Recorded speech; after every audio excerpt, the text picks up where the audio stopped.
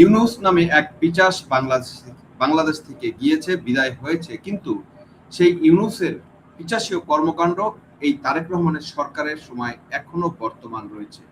দর্শক, আমরা এক বিচিত্র বিচার ব্যবস্থার সাক্ষী হয়ে আছি। আপনারা কি জানেন, একটি সভ্য দেশে যখন আদালত কাউকে জামিন দেয় তখন এর অর্থ কি? এর অর্থ হলো সেই রাষ্ট্র নাগরিকের উপর কোনো তাৎক্ষণিক অভিযোগ প্রমাণ করতে পারেনি বা তাকে আটকে রাখার যৌক্তিকতা নেই। কিন্তু বাংলাদেশে জামিন মানে হলো জেলে বসে পরবর্তী মামলার জন্য অপেক্ষা করা। আজ আমরা কথা বলবো সাবেক প্রধান বিচারপতি এবিএম খায়রুল হক, নারায়ণগঞ্জের সাবেক মেয়র সেলিনা হায়াৎ আইভীকে নিয়ে। উচ্চ আদালত থেকে বারবার জামিন পাওয়ার পরও তাদের কেন কারাগার থেকে বের হতে দেওয়া হচ্ছে না? ব্রিটিশ সাংবাদিক ও রাজনৈতিক বিশ্লেষক ডেভিড বার্গম্যান এই পরিস্থিতিকে বলেছেন বিচার ব্যবস্থার কাঠামোগত দেউলিয়াত্ব। প্রধানমন্ত্রী হিসেবে দায়িত্ব নেওয়ার পর তারেক রহমান বলেছিলেন আইনের শাসনের মাধ্যমে সব বিভেদ মিটিয়ে ফেলা হবে, কিন্তু 1 মাস পার হয়ে গেল, কিন্তু এখনো সেই প্রতিশ্রুতি কিন্তু বাস্তবায়িত হয় নাই, বরং আমরা বলতে পারি সেই প্রতিশ্রুতির কবর রচিত হয়ে গেছে। আজ আমরা বিশ্লেষণ করব প্রতিহিংসার এই শোন অ্যারেস্ট কি তবে নতুন বাংলাদেশকে এক ব্যর্থ শাসনের দিকে ঠেলে দিচ্ছে? ভিডিওটি শেষ পর্যন্ত দেখুন, কারণ আজ সত্য কথাগুলো একটু তেতো ভাবেই হবে আপনাদের সামনে উপস্থাপন। দর্শক, সাবেক প্রধান বিচারপতি এবিএম খায়রুল হক তিনি আইনের মানুষ, বিচারের মানুষ, অথচ তিনি আজ নিচি বিচারের প্রহসনের শিকার। তিনি একাধিক মামলায় হাইকোর্ট থেকে জামিন পেলেন, কিন্তু জেল গেটে যখন তার মুক্তির অপেক্ষা, তখনই এক জাদুকরী মন্ত্রের মতো আরেকটি মামলা তাকে গ্রেপ্তার দেখানো হলো। অদ্ভুত ব্যাপার হলো সেই মামলার মূল এফআইআরে তার নাম পর্যন্ত ছিল না। একই ঘটনা ঘটেছে সেলিনা হায়াৎ আইভীর ক্ষেত্রে। এক মামলায় জামিন শেষ হতে না হতেই আরেক মামলায় খড়গ। বার্গম্যান ঠিকই ধরেছেন, এটি কেবল কাকতালীয় নয়, এটি একটি পদ্ধতিগত নিপীড়ন। একে বলা হয় শোন অ্যারেস্ট। এর মাধ্যমে ব্যক্তিকে কার্যত অর্থহীন করে তোলা হয়। আদালত যখন জামিন দেয় তখন পুলিশ প্রশাসন নতুন মামলা দিয়ে সে আদেশকে বৃদ্ধা আঙ্গুলি দেখায়। তাহলে আদালতের দরকারটা কি আসলে?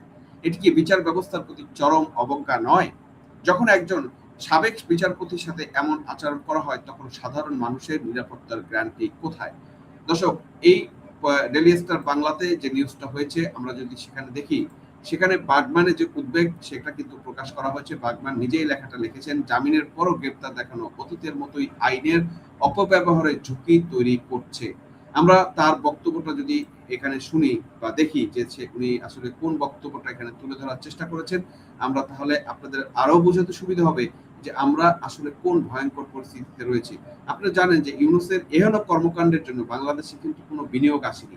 এই মব সন্ত্রাস, এইভাবে মানুষের উপরে নির্যাতন, অত্যাচার, এই কারণে কিন্তু আমাদের অর্থনীতি একদম ধ্বংসের মুখে এসে দাঁড়িয়েছে। কারণ এই ধরনের নিপীড়ক সরকারের থাকা অবস্থায়, নিপীড়ক সরকার যদি থাকে, সেখানে আসলে কেউ ইনভেস্টমেন্ট করতে আসে না, কেউ লগ্নি করতে আসে না, কেউ টাকা দিতে আসে না। এখানে কি বলা হচ্ছে দেখেন, নির্বাচনে বিএনপি জয়ের পর প্রথম সংবাদ সম্মেলনে বাংলাদেশের নতুন প্রধানমন্ত্রী তারেক রহমানকে প্রশ্ন করা হয়েছিল বাংলাদেশে এখন আওয়ামী লীগের সমর্থক, তাদের সঙ্গে রিকনসিলিয়েশন হবে কিভাবে হবে? তার উত্তর ছিল সরল, আইনের শাসন নিশ্চিত করার মাধ্যমে। কিন্তু প্রধানমন্ত্রী তো 1 মাস যেতে না যেতেই আওয়ামী লীগ সংশ্লিষ্টদের শোন অ্যারেস্ট বা গ্রেপ্তার দেখানো মামলার উপর সরকারের অব্যাহত নির্ভরতার ইঙ্গিত দেয়। তারেক রহমানের কথাগুলো কেবলই কথা হয়ে গেছে। এই ধরনের আটকাদেশের ক্ষেত্রে বিএনপি সরকার আইনের শাসনের বিষয়ে খুব একটা গুরুত্ব দিচ্ছে বলে মনে হচ্ছে না। সরকার যুক্তিসঙ্গতভাবে বলতে পারে এবং বলছে যে উত্তরাধিকার সূত্রে পাওয়া অবিচারের সমাধান করতে আমাদের সময়ের প্রয়োজন, কিন্তু নতুন করে এই ধরনের সিদ্ধান্ত নেওয়া সম্পূর্ণ ভিন্ন বিষয়। এর কোনো যৌক্তিকতা নেই এবং এর তীব্র সমালোচনা হওয়া উচিত। এই বিষয়ে আইন একবারই স্পষ্ট। ফৌজদারি কার্যবিধি 167 ধারা অনুযায়ী ইতিমধ্যে অন্য মামলায় আটক থাকা কোনো ব্যক্তিকে নতুন মামলায় গ্রেপ্তার দেখাতে হলে ম্যাজিস্ট্রেটকে অবশ্যই মামলার ডায়েরি পর্যালোচনা করে এবং শুনানির সুযোগ দিয়ে যৌক্তিক কারণ সন্তোষজনক মনে হলে তবেই অনুমোদন দিবেন, আদারওয়াইজ কিন্তু অনুমোদন দিবে না।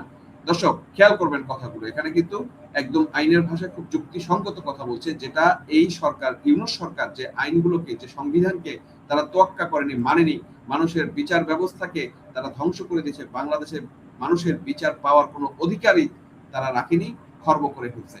অন্তর্বর্তী সরকারের সম্প্রতি বিধানটি যুক্ত করেছে এবং এর উদ্দেশ্য ছিল শোন অ্যারেস্ট মামলাকে রাজনৈতিক হাতিয়ার হিসেবে ব্যবহারের পথ বন্ধ করা, কিন্তু বাস্তবে সেটা প্রায় কখনো প্রয়োগ হয় না। হাতে গোনা কিছু ব্যক্তিত্ব ছাড়া জামিনের পর শোন অ্যারেস্ট মামলাগুলো কোনো প্রামাণিক ভিত্তি দেখা যায় না। এগুলো মূলত উচ্চ আদালত থেকে জামিন পাওয়ার পরও যেন কেউ মুক্তি না পায় সেই উদ্দেশ্যে ব্যবহার করা হয়। ফলে তাদের ইচ্ছামতো ও বেআইনিভাবে আটক রাখা সম্ভব হয়। এর ফলে জামিন কার্যত অর্থহীন হয়ে পড়ে। এর প্রেক্ষাপটে বোঝাতে ১১ মার্চের ঘটনাটি সহজ উদাহরণ হতে পারে। হাইকোর্ট সাবেক বিচারপতি এবিএম খায়রুল হককে তার বিরুদ্ধে থাকা বিভিন্ন মামলার চূড়ান্ত জামিন দেন, কিন্তু তারপরও তার মুক্তির প্রক্রিয়া থমকে যায়। কারণ পুলিশ জুলাই অভ্যুত্থানের আরেকটি হত্যা মামলা তাকে গ্রেপ্তার দেখানোর আবেদন করে, অথচ সেই মামলার মূল এফআইআর তার নামই ছিল না। বিষয়টি পুরোপুরি মন গড়া অভিযোগ বলেই মনে হচ্ছে। কেন স্থানীয় পুলিশ কর্মকর্তা বা থানার কর্মকর্তা স্বাধীনভাবে এমনটি সিদ্ধান্ত নিচ্ছেন এটি বিশ্বাস করা কঠিন। বরং সাবেক প্রধান বিচারপতিকে গ্রেপ্তার দেখানোর সিদ্ধান্তটি রাজনৈতিক বা আমলাতান্ত্রিক স্তর থেকে আসার সবচেয়ে বেশি সম্ভাবনা রয়েছে। হতে পারে সেটা স্বরাষ্ট্র মন্ত্রণালয়ের ভিতর থেকেই। বাংলাদেশ বাংলাদেশে রাজনৈতিকভাবে প্রভাবিত প্রশাসনিক কাঠামোয় গ্রেপ্তারকৃত হাই প্রোফাইল ব্যক্তিদের বিষয়ে বড় সিদ্ধান্তগুলো সাধারণত ঊর্ধ্বতন কর্মকর্তাদের নির্দেশনা নেওয়া হয় না। বিশেষ করে রাজনৈতিকভাবে সংবেদনশীল মামলায় যুক্ত পুলিশ কর্মকর্তারা সাধারণ নির্বাহী বিভাগের ইশারা বা সরাসরি নির্দেশনায় কাজ করেন। প্রশ্ন হলো, নতুন স্বরাষ্ট্রমন্ত্রী সালাউদ্দিন আহমেদ এ বিষয়ে কি বলবেন? তিনি নিজেও একসময় বেআইনি আটক ও গুমের শিকার হয়েছেন। তাহলে কি এখন তার অধীনেও এমন বেআইনি আটক হতে দেবেন? সরকার যদি সত্যি আইনের শাসনের প্রতি ভিত্তি করে বিচার ব্যবস্থা প্রতিষ্ঠা করতে চায়, তাহলে প্রমাণ করতে হবে যে ফৌজদারি প্রক্রিয়া বাংলাদেশ রাজনৈতিক উদ্দেশ্যে অপব্যবহার করা হচ্ছে না। কিন্তু পুলিশ এমন উদ্যোগের বিষয়ে স্বরাষ্ট্র মন্ত্রণালয়ের নীরবতা ঠিক উল্টো বার্তা দিচ্ছে। এক্ষেত্রে আশা করা যেতে পারে, পুলিশ যদি প্রমাণ ছাড়াই কাউকে গ্রেপ্তার দেখিয়ে আইনের অপব্যবহার করতে চায়, তাহলে ম্যাজিস্ট্রেট সেখানে হস্তক্ষেপ করবেন এবং এই ধরনের গ্রেপ্তার অনুমোদন দিবেন না। কিন্তু দুর্ভাগ্যজনকভাবে বাস্তব অভিজ্ঞতা ভিন্ন ইঙ্গিত দেয়। নারায়ণগঞ্জের সাবেক মেয়র সেলিনা হায়াৎ আইভীর সম্প্রতি ঘটনাটি এটি একটি উদাহরণ। সম্প্রতি তিনি ৫টি মামলায় জামিন পান, কিন্তু পুলিশ তার আবেদনের পর তাকে আবারও একটি মামলায় গ্রেপ্তার দেখানো হয়। সেটাও স্পষ্ট মন গড়া বলে মনে হয়েছে। বিষয়টি যখন ম্যাজিস্ট্রেটের সামনে আসে, তখন আদালত কি স্বাধীনভাবে তার যাচাই বিচার করেছে আবেদনটি যৌক্তিক কিনা? এ ধারা বাংলাদেশের ফৌজদারি বিচার ব্যবস্থার গভীরতম প্রাতিষ্ঠানিক দুর্বলতার প্রতিফলন। ম্যাজিস্ট্রেটরা আনুষ্ঠানিকভাবে পুলিশের আবেদন যাচাই বাছাই দায়িত্বে থাকলেও বাস্তবে প্রায়শই স্বাধীন বিচারের ভূমিকায় নয়, বরং নির্বাহী বিভাগের একটি অংশ হিসেবে কাজ করে। এখন দেখতে হবে খায়রুল হকের মামলার ম্যাজিস্ট্রেট কি সিদ্ধান্ত নেন। আশাবাদী মনে হলো প্রত্যাশা করা যায় যে আদালত স্বাধীনভাবে কাজ করবে, কিন্তু বিষয়টি কেবল প্রত্যাশার উপর নির্ভরশীল উচিত না, কেননা এটি প্রতিটি নাগরিকের স্বাধীন বিচারিক সিদ্ধান্তের প্রত্যাশা করার অধিকার রয়েছে। তবে সেটা করতে হলে আইনমন্ত্রী ও মোহাম্মদ আসাদুজ্জামানকে এগিয়ে আসতে হবে, দায়িত্ব নিতে হবে, বিচারকদের আইন ও প্রমাণের ভিত্তিতে সিদ্ধান্ত নিতে হবে, রাজনৈতিক বিবেচনায় নয়। সরকারের তরফে স্পষ্টভাবে এমন বার্তা না এলে ম্যাজিস্ট্রেট নির্বাহী বিভাগের প্রতি নির্ভরশীল থেকেই যাবেন। সরকারকে বলতে হবে বিচার বিভাগ আর নির্বাহী বিভাগের রাবার স্টাম্প না, বরং স্বাধীন বিচারিক সিদ্ধান্ত গ্রহণকারী। এ কারণেই রাজনৈতিক নেতৃত্ব গুরুত্বপূর্ণ।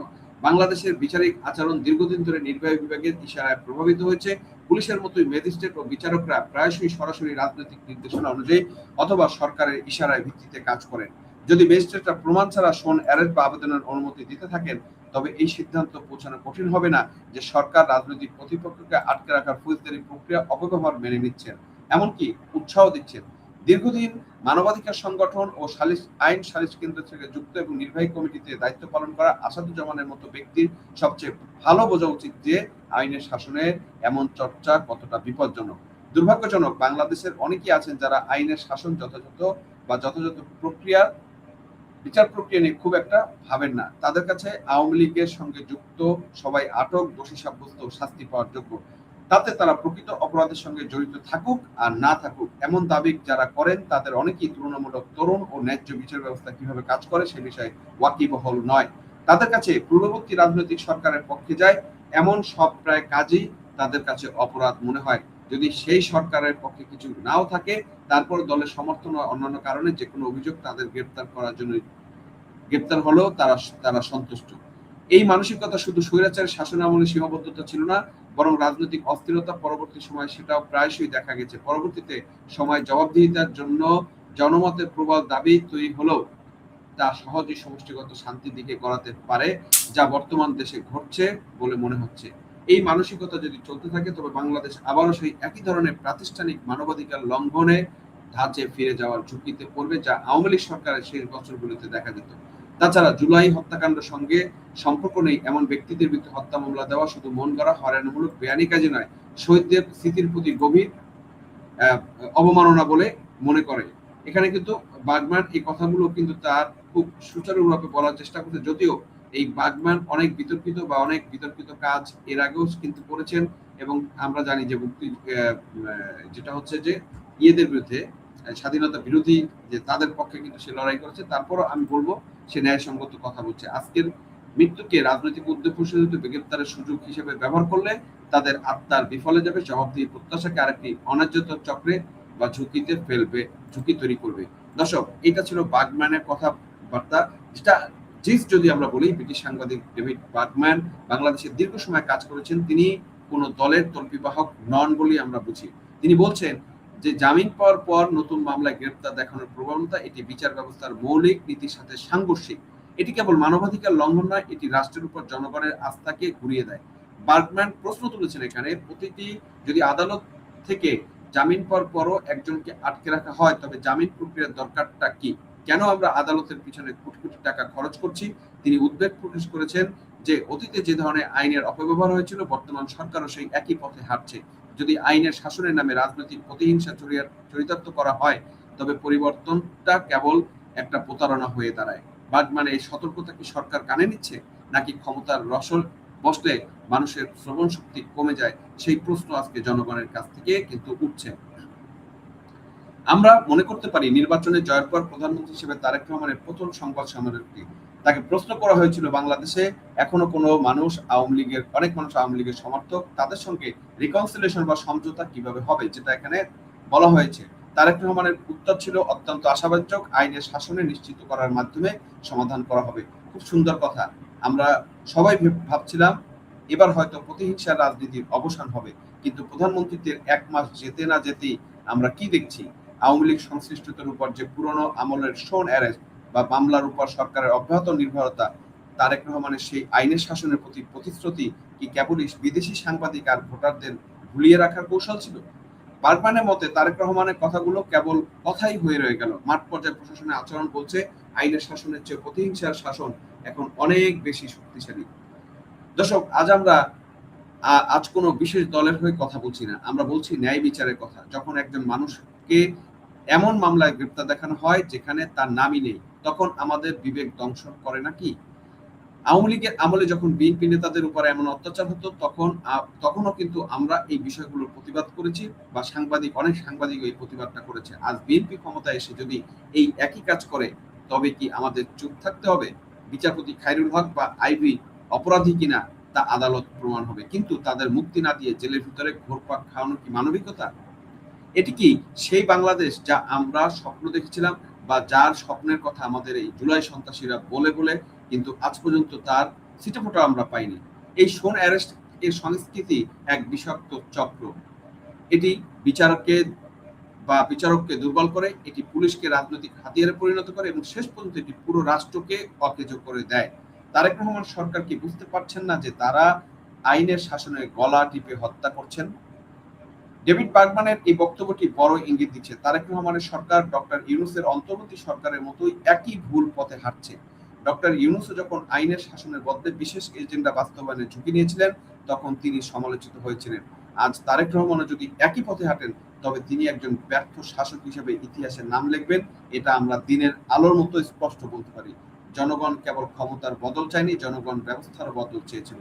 যদি শোন অ্যারেস্টের ফাঁদ চলতেই থাকে, তবে ডক্টর ইউনূস এবং তারেক রহমানের মধ্যে পার্থক্য কি থাকলো? এই প্রশ্ন আমাদের রয়ে গেল মানুষের কাছে। জনগণ কেবল রাজনৈতিক বিশ্লেষকদের মতে এই যে নির্ভরশীলতার ইঙ্গিত দেয় যে সরকার আইনের শাসনের চেয়ে ক্ষমতার দম্ভ নিয়ে বেশি ব্যস্ত, এটি কেবল দুঃখজনক নয়, এটি একটি গণতান্ত্রিক রাষ্ট্রের জন্য অশনির সংকেত। দর্শক, পরিশেষে একটা কথা বলতে চাই, বিচার ব্যবস্থার কাঠামোগত দুর্বলতা দূর না হলে কোনো সরকারই নিরাপদ নয়। আজ আপনি ক্ষমতায় আছেন বলে অন্যের জামিন আটকে দিচ্ছেন, কাল আপনি ক্ষমতায় না থাকলে আপনার সাথে একই কাজ হবে না। এটা কি হবে? এটা কিভাবে ভাবতে পারেন? এই প্রতিশোধের রাজনীতি কি আমরা প্রজন্ম থেকে প্রজন্মে বয়ে নিয়ে যাব? সাবেক বিচারপতি খায়রুল হক বা সেলিনা হায়াৎ আইবির ঘটনাগুলো কেবল ব্যক্তি বিশেষের মামলা নয়, বরং এগুলো বাংলাদেশের বিচার ব্যবস্থার ময়নাতদন্ত। তারেক রহমান সাহেবকে বলতে চাই, আপনার কথা এবং কাজের মিল খুঁজে পাওয়া যাচ্ছে না। সময় থাকতে এই প্রহসন বন্ধ করুন। আইনের শাসন মানে কেবল নিজের কর্মীর মুক্তি নয়, আইনের শাসন মানে হলো আপনার শত্রুর প্রতিও ন্যায় বিচার করা। বন্ধুরা, আপনারা কি মনে করেন এই শোন এর সংস্কৃতি কি আসলে বিচার ব্যবস্থার উপর আস্থা কমিয়ে দিচ্ছে না? তারেক রহমানের ১ মাসের শাসনামলে কি আপনারা আইনের শাসনের কোনো লক্ষণ দেখছেন? আপনার প্রতিবাদী মতামত কমেন্ট বক্সে জানান। ভিডিওটি শেয়ার করে এই জঘন্য অবিচারের সাথে কথা মানুষের কাছে পৌঁছে দিন। সজাগ থাকুন, সত্যের সাথে থাকুন। আজ এ পর্যন্তই, দেখা হবে পরবর্তী ভিডিওতে অন্য কোনো বিষয় নিয়ে। ততক্ষণ ভালো থাকবেন, সুস্থ থাকবেন এবং সবচেয়ে বড় কথা হচ্ছে নিরাপদ থাকবেন।